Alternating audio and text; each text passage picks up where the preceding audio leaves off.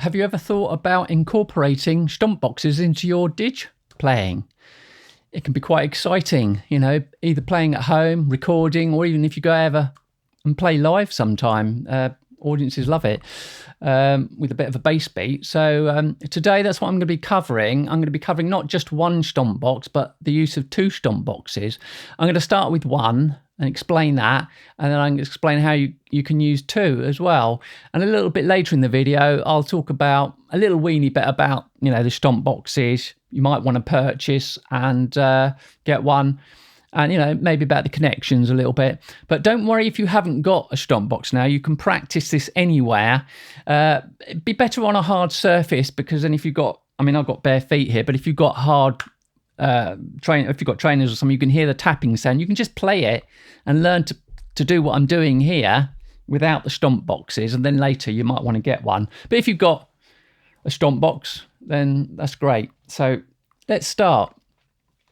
Now, first of all, that's the bass beat. I'm not going to be using the left foot. Let's take that off for a minute. That's the bass beat there. So now let's do it with a simple drone.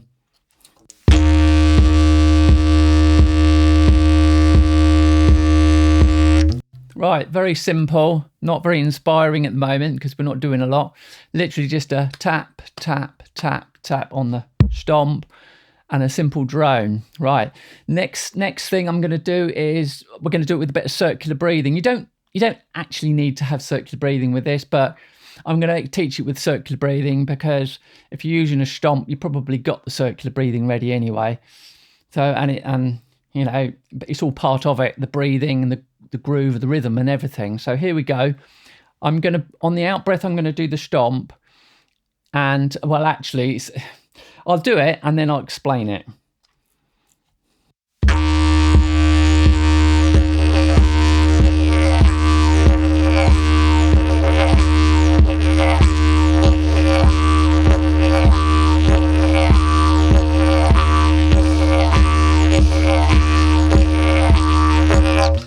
Right, just doing that at the end there to show you where I'm sniffing. So on the out breath, all I'm doing is going oh wah, oh wah. So on the out breath, oh wah, oh wah, oh wah, oh, like that. So on the second beat, I'm doing the in breath.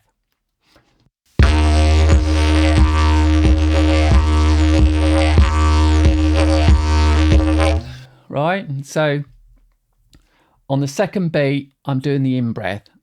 That's one of the easiest ways you can learn. Keep it simple. Right, so that's that. Next, we're going to progress on to using the left foot. I mean, this is a thing you've just got to practice. So, and if you can do that simple step, and don't worry about your timing at the moment. We're just worried about getting your feet going. And the next thing then is this sound. That's the cymbal sound. So what I'll play it and then I'll explain it. Here we go.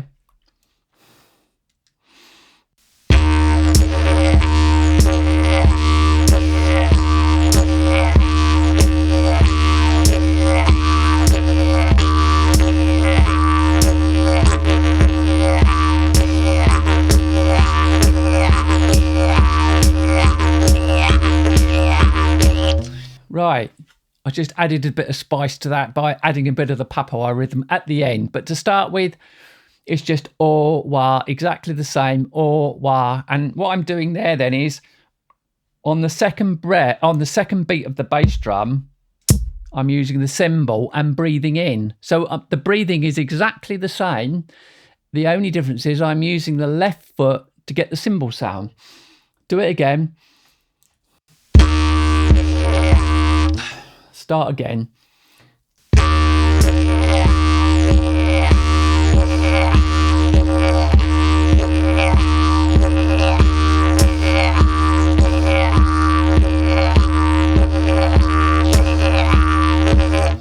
I'll just recap very quickly on the simple beat to remind yourself with just one foot. So you can, if you can't do it with two, at least you can remember to do it with one.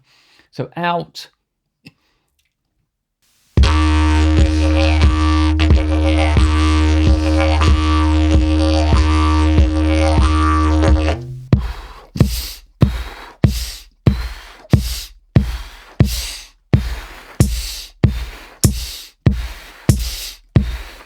So you can see what I'm doing there. That's it. That's as simple as that. As I say, you don't need stomp boxes to practice this. You will need to get some when you want to learn when you want to record with them, or when you want to play live, of course. And to get your timing will come. It takes practice and practice and practice, like it does on the Didge. A lot of people use metronomes to get their timing. I don't teach the use of metronome because I use body rhythm. So, and you can get professional timing with body rhythm, like many jazz musicians do. So, just get the feel of it. The main thing is to get the feel of it. And when you're starting off and learning, you just want to get the feel of it and make it interesting to start with. So that's that. Now then, I've got the 2 stomp boxes here. I will just talk a little bit about them. So, right.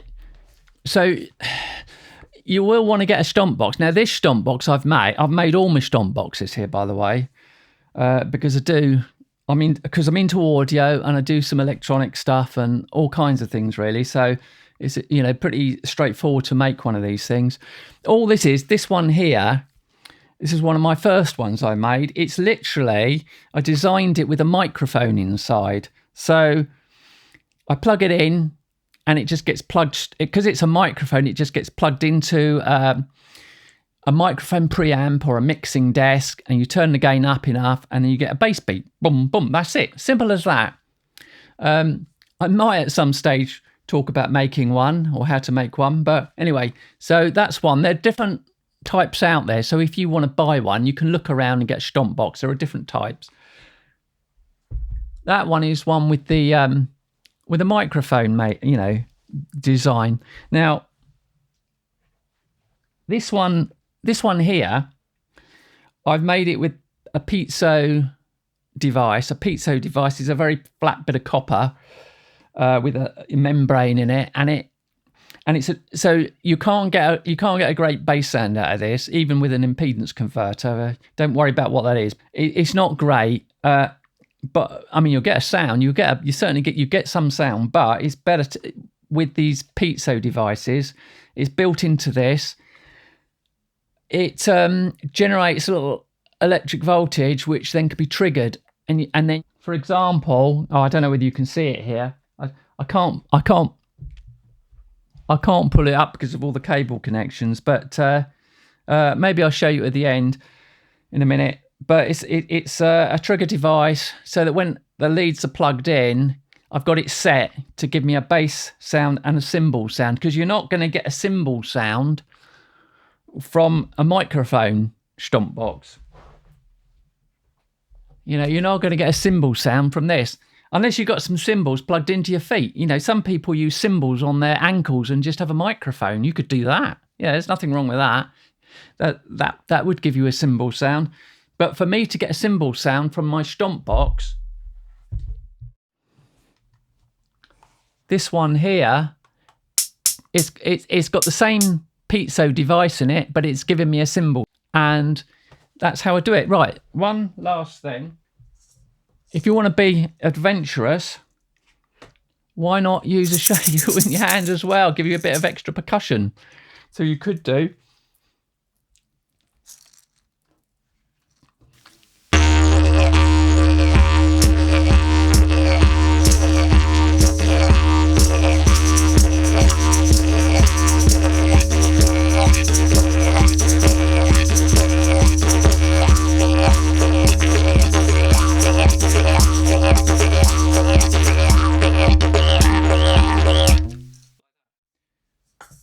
Just a little demo.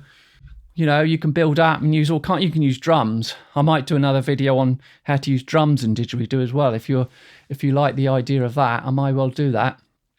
But let me know in the comments, because it takes a bit of time to do these videos, and if people are interested enough, I'll do one with Didgeridoo and drums as well. But anyway, that's basically it. Now the connections, as I said, you can always contact me as well if you've got any queries about it, and as I say, I might do one on making them. I don't know yet, but you can purchase them anyway, connect them up, get them going, and you're good to go. I think that's it. Nothing more to say really. Oh, there is something to say as well. My recent video, nearly forgot, my recent video, Didgeridance, I'm using 2 stomp boxes. It's my latest track. So, but I'll put a link at the end. I'll put some links in description anyway, at least, and maybe at the end here, so that you can actually go to that and listen to the stomp box being played with a professional recording on the end. I've also done live sets where I've been playing at festivals where I've got Didge beats and 2 stomp boxes going, and drums as well, but the main thing is the stomp boxes today. So anyway, I hope you like that. I hope you got something from it, and get onto it, get some practice going, and yeah, it'd be great to give us some feedback if you want to do it. It'd be interesting to see how many people are interested in this. Anyway, that's all for today.